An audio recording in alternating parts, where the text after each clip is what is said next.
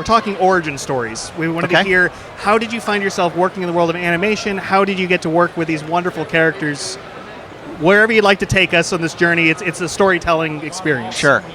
Well, I've been drawing all my life. I was my brother was a comic collector, so I was born in a house of comic books. So all I wanted to do was draw comics and cartoons. So that's all I wanted to do.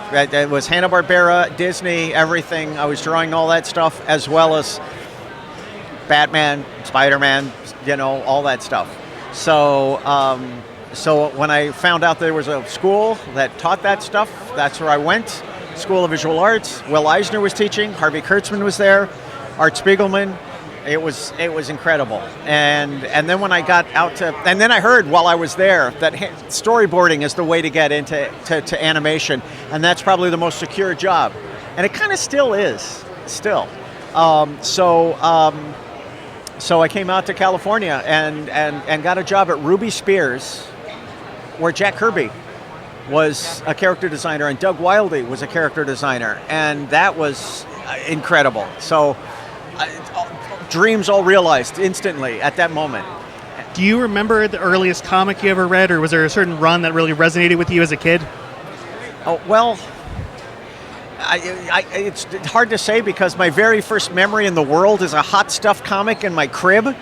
So, Casper comics and Donald Duck, a lot of that. So I was weaned on the best kids comics. And then when I got into superhero stuff, it was Batman, Superman, and then the early Marvel stuff. Spider-Man was really a big thing. So I was already primed for the cartoon when that started in '67. I already knew the characters and the villains and all that stuff. And it was that kind of blew my mind, the idea of like the melding of comic books and animation. It was like, yeah. Well, you're surrounded by all these wonderful pieces of art between Batman the Animated Series, Batman Beyond, Justice League, all of these pieces. What stands out to you as probably like your favorite moment of working on any of these series, as far as the DC animated universe? Like my favorite moment? Yeah, and it's just what piece resonates with you the most of getting to do? I tell you, there is not one particular one, because I was like on it for like 12 years on that stuff. And the first episode I did on my own was Blind as a Bat, and I had input on that. Len Wein, who created my favorite comic book when I was a kid, Swamp Thing, wrote it.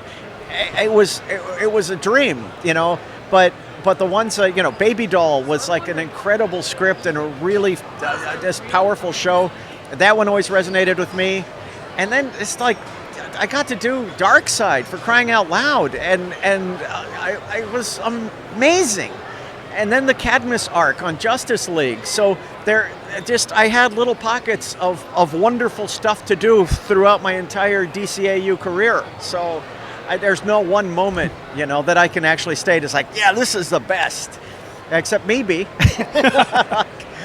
the recording of the Great Brain Robbery was probably the most fun that I ever had, ever in the business.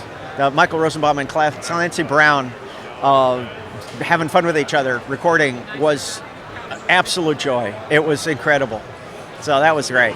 Well, we've had the pleasure of interviewing so many of the cast and crew over the years. Kevin Conroy, Will Friedle, Andrea Romano, like all of them have just said such wonderful things, Bruce Timm, about the experience as a whole. Mm-hmm. And it's for a fan, for viewers, it's so wonderful to hear that was also behind the scenes, and it came through with each and every episode. It really was. I mean, it's not that it wasn't work. It was really hard work, grueling work sometimes, but we had so much fun doing it. And it's funny because the most like fun part to some degree after the record was the editing.